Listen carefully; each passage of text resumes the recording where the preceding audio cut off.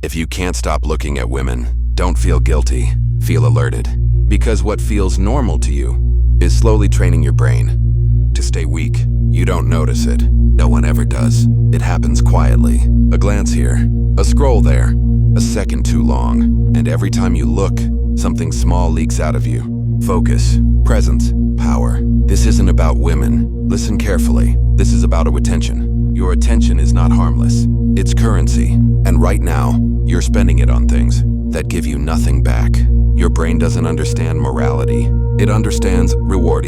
When you look, when you fantasize, when you imagine, your brain releases dopamine, as if you achieved something, but you didn't earn anything. No effort, no growth, no progress, just stimulation. Over time, your mind starts confusing watching with doing. And that's where men get stuck. They feel tired without working, empty without losing anything, unmotivated without knowing why, because their energy is being drained in silence. Men don't lose power all at once. They leak it through the eyes, through attention, through habits no one warns them about. Look around. The men who stare the most usually have the least control.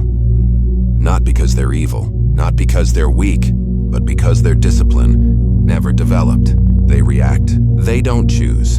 And here's the uncomfortable truth. What you constantly look at starts to own you. Your nervous system becomes jumpy. Your focus becomes fractured. Your presence becomes soft. You're there, but not grounded. Stoicism was never about suppressing desire. That's a misunderstanding. Real Stoicism is about a governance. You don't destroy the impulse. You command it.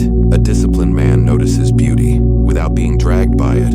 He doesn't flinch. He doesn't chase. He doesn't lose posture internally because his attention belongs to him. Most men give theirs away before the day even starts.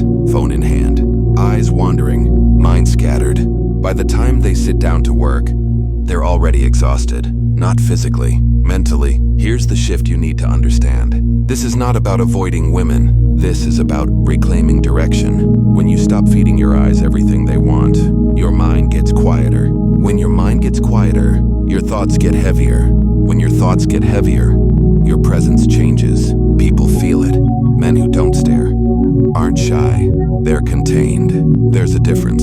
They walk slower. They speak less. They don't rush to fill silence because their energy isn't leaking outward. It's stored. And stored energy turns into clarity.